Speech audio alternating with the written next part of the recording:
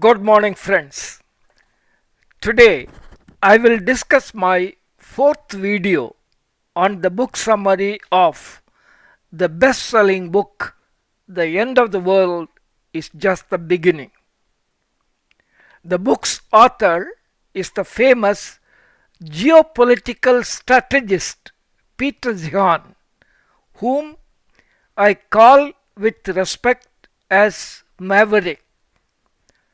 This book kept me engaged and involved, and I started liking it more and more. Today's topic of discussion would be on manufacturing. Yes, what is manufacturing? The author defines manufacturing as the process of turning raw materials or components into finished products using tools, labor, machinery, and chemical processing. The finished products need to be in large numbers or in large quantities. Is it possible to produce 100 or 1000 numbers or 10,000 numbers from scratch or from nothing? No.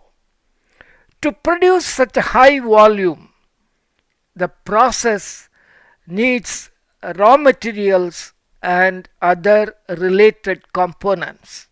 Besides, a detailed plan and a schedule are required. The author explains this in the following way. From 1945 onwards, after the World War II, the borders of all nations began to shrink. In other words, the borders were opened. A kind of globalization of trade and commerce started to take place. The war devastated many nations and their economies were in shambles.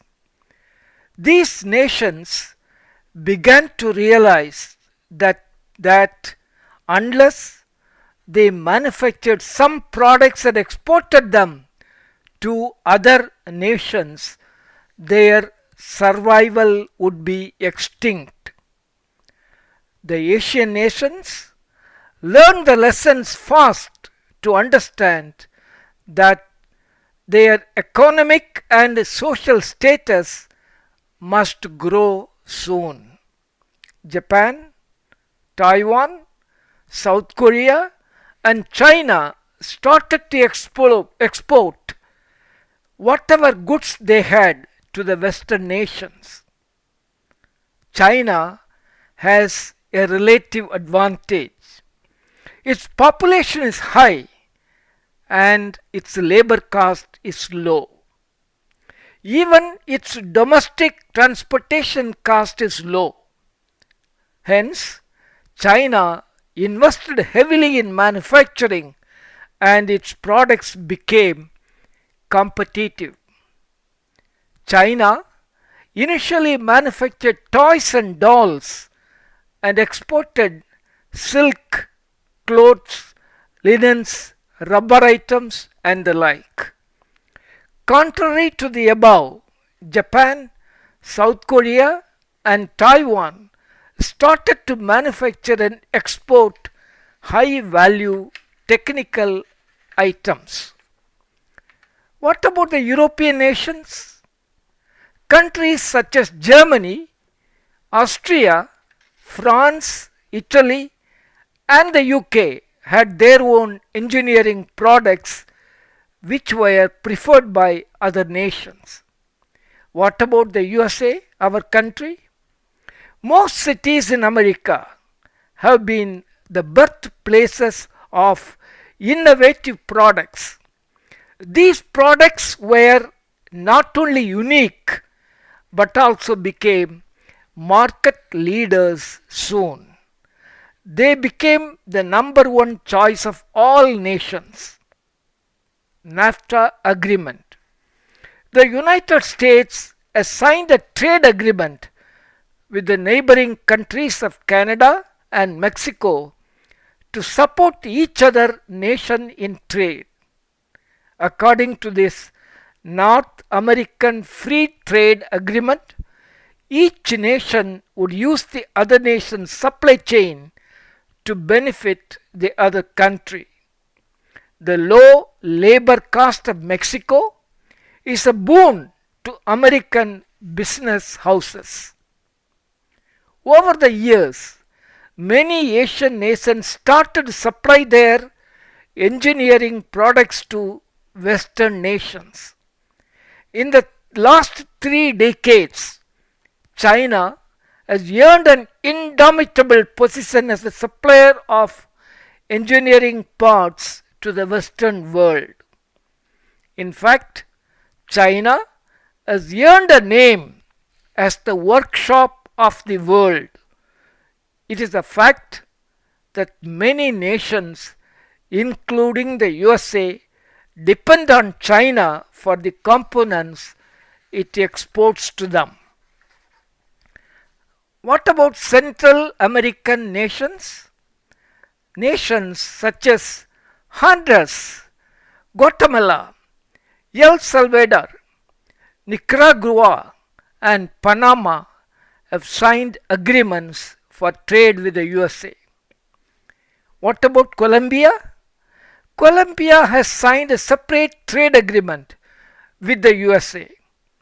Unfortunately, Colombia does not have the required infrastructure facilities such as roads or railroads.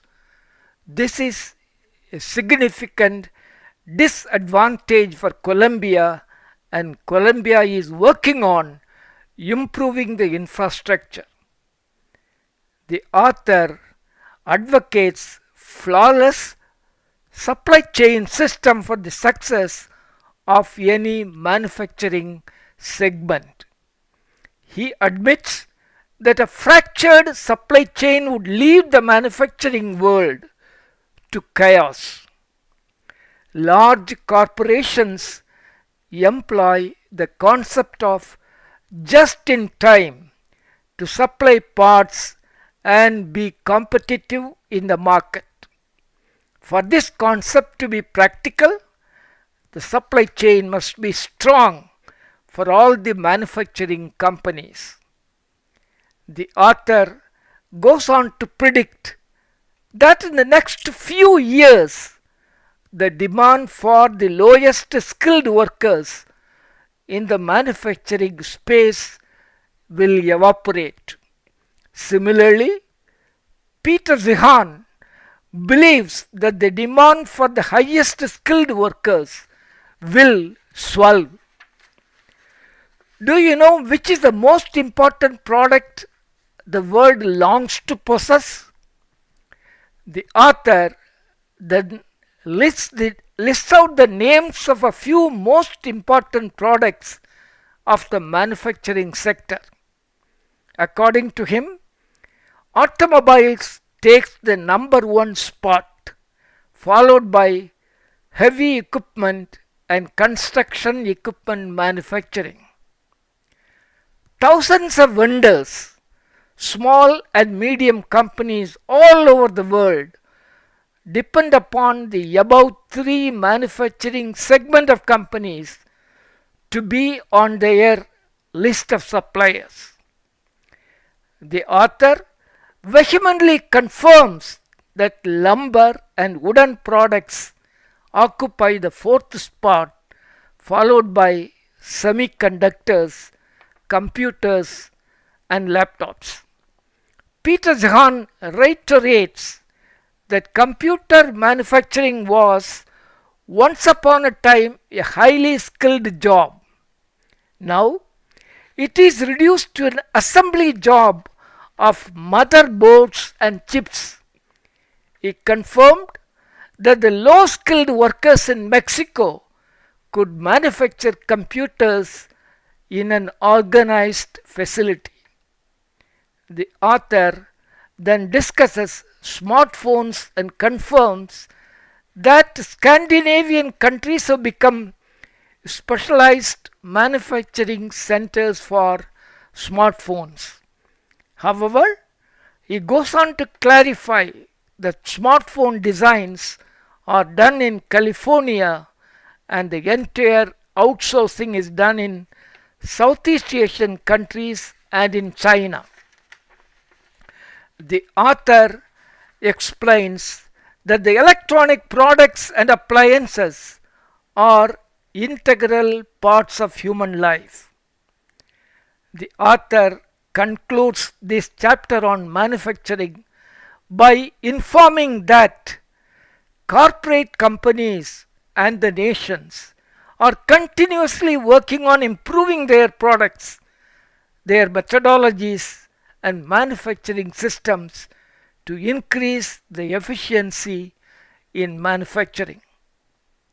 Because of their continuous efforts to improve, there will be a better world with better technology and our lives will be more pleasant. This chapter is coming to an end. Please give a thumbs up and like this video. Please share this with at least 5 of your friends. To encourage my efforts, please subscribe to my YouTube channel, youtube.com/@mjalals. I will see you soon with another video. My best wishes to you all, Jalal M. Khan. Thank you.